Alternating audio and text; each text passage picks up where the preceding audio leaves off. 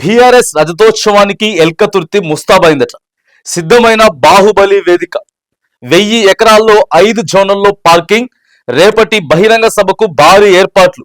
జన సమీకరణపై దృష్టి పెట్టినటువంటి నాయకులు రేపు జరగబోయేటటువంటి బీఆర్ఎస్ పార్టీ 25 సంవత్సరాల వసంత పూర్తి చేసుకుంటా ఉన్నది. రజతోత్సవ కార్యక్రమాన్ని వరంగల్ దగ్గర హన్మకొండ ఎల్కతుర్తి క్రాస్ రోడ్ లో మరి నిర్వహించబోతా ఉన్నారు. దాదాపుగా 10 లక్షల మంది అంచనాతోటి 10 లక్షల మంది అంచనాతోటి బీఆర్ఎస్ పార్టీ భారీ బహిరంగ సభ అయితే మరి అన్నిటికీ కూడా ఏర్పాట్లు సిద్ధం చేసిరు. ఎక్కడికక్కడికి వెహికల్స్ ఎక్కడి నుంచి రావాలి, ఏ నియోజకవర్గం నుంచి ఎంతమంది రావాలని, ఎన్ని వెహికల్స్ రావాలి, పార్కింగ్ ఎక్కడ పెట్టుకోవాలి, సో అక్కడ వాలంటీర్లను ఏర్పాటు చేసుకోవడం. దాదాపుగా 2500 మంది వాలంటీర్లను ఏర్పాటు చేసిరట. ప్రథమ చికిత్స, ఫస్ట్ ఎయిడ్, అక్కడ ఏదైనా ఎవరికి ఎటువంటి సమస్యలు వచ్చినా కూడా, ఎండ కొంచెం తీవ్రత ఉంది కాబట్టి అలాంటి సమస్యలు ఏమైనా వచ్చినా కూడా పగడ్బందీగా ఏర్పాట్లు చేసింది అనేది మాత్రానికి సో కనబడతా ఉంది. ఒక ఆసక్తికరంగా మారింది ఈ సభ, ఆసక్తికరంగా మారింది. 2 తెలుగు రాష్ట్రాలు కూడా ప్రస్తుతం ఈ సభ గురించే మాట్లాడుకుంటా ఉన్నాయి. పార్టీ కూడా ఆశించిన దానికంటే ఎక్కువ స్థాయిలో ఒక లెటర్ ఏమైనా మనం చూసినాము.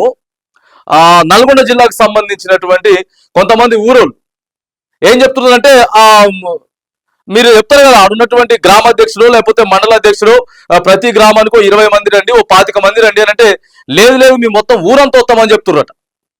ఊరంతా మేము వస్తాం, దయచేసి మాకు మీరు ఏమి ఇవ్వాల్సిన అవసరం లేదు, మేము మా సపరేట్ వెహికల్స్ వేసుకొని వెళ్ళడానికి చాలా ఇబ్బంది అవుతుంది కాబట్టి మీరు ఏ బస్సు అయితే పెడతా ఉన్నారో ఆ బస్సులోని మమ్మల్ని ఎక్కించుకొని పోండి అనేటటువంటి స్థాయిలో కేసీఆర్ ఏం మాట్లాడబోతా ఉన్నాడు, కేసీఆర్ దశ దిశ నిర్దేశం ఎట్లా చేయబోతా ఉన్నాడు. ఎందుకంటే ఆ పథకాలు కానీ లేకపోతే ఇప్పుడు సంక్షేమం కానీ అభివృద్ధి కానీ తెలంగాణ రాష్ట్రంలో కుంటుపడినటువంటి నేపథ్యంలో దాదాపు సంవత్సరంన్నర తర్వాత మరి బహిరంగ సభ ఏర్పాటు చేసి ఇలా కేసీఆర్ ఏం మాట్లాడతాడు, ఏ విషయానికి సంబంధించి మాట్లాడతాడు, తెలంగాణ ప్రజలకి ఏం చెప్పబోతా ఉన్నాడు.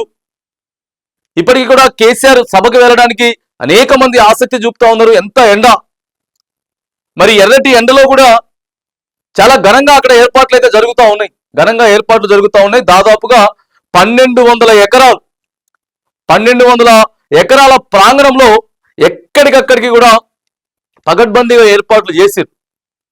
సో అధికార పార్టీ కొంత సభ జరగకుండా ఉండడానికి లేకపోతే సక్సెస్ అవ్వకుండా ఉండడానికి కొంత ప్రయత్నాలు చేసినప్పటికీ అల్టిమేట్ గా ప్రజల్ని ఎవరు ఆపలేరు.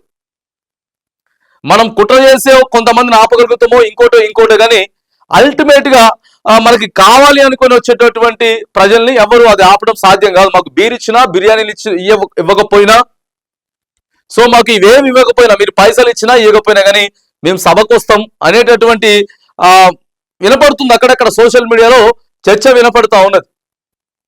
సో మరిగా చాలా ఆసక్తికరంగా అయితే మారిపోయింది కేసీఆర్ సభ. ఇక్కడ మనకు కనపడుతూ ఉంది ప్రాంగణం మనం చూస్తా ఉన్నాం. ఏదేమైనా కానీ కేసీఆర్ ఏం మాట్లాడబోతా ఉన్నాడు, ఎందుకంటే గతంలో కూడా మనం చూసినాం కేసీఆర్ ప్రెస్ మీట్ పెట్టిండు అని అంటే అదొక ట్రెండింగ్ లాగా మారేది. సో దానికి రకరకాల ఇది ఉండేది అనమాట. ఎంతో మంది ఆసక్తిగా ఎదురు చూసేసాడు. కొన్ని లక్షల లైక్లు, కొన్ని లక్షల వ్యూస్ వచ్చేటి కేసీఆర్ మాట్లాడితే. మరి ఎందుకంటే చాలా మంది కూడా ఇప్పుడు కేసీఆర్ ఉంటే బాగుంటది అనేటటువంటి మాటలు కూడా వినపడతా ఉన్నాయి. బాహుబలి వేదిక పేరు, బాహుబలి వేదిక అని పెట్టిండ్రు. 1000 ఎకరాలు 5 జోన్లలోనట. సో జన సమీకరణపై దృష్టి పెట్టినటువంటి నాయకులు ఇక పార్కింగ్ ఏర్పాట్లు కావచ్చు, లేకపోతే ఎక్కడ ఏ జోన్లలో ఎట్లా ప్రథమ చికిత్స కేంద్రాలు ఏర్పాటు చేసినారు. ఇప్పుడు మనం అనుకున్నట్టే 2,500 మంది వాలంటీర్లు రాబోతా ఉన్నారు.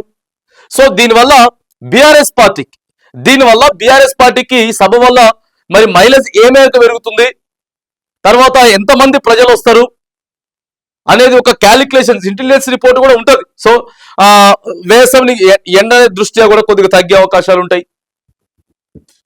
ప్రధానంగా అదే ఉంటుంది. ఎవరు ఇప్పుడు ట్రావెల్ చేయాలన్నా, వెళ్ళి రావాలంటే చాలా ఇబ్బందులు పడుతున్నటువంటి పరిస్థితి.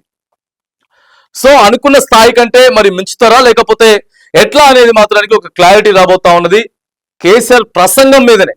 ఇటుపక్క అధికార పార్టీ నాయకులు ఆ తర్వాత బీఆర్ఎస్ పార్టీకి సంబంధించిన నాయకులంతా కూడా కేసీఆర్ ఏం మాట్లాడబోతా ఉన్నాడు, ఏం చెప్పబోతా ఉన్నాడు, ఎందుకంటే సంవత్సరంన్నర వరకు ఏం మాట్లాడలేదు కాబట్టి కొంత ఆసక్తికరంగా అయితే మారబోతా ఉన్నది ఈ సభ.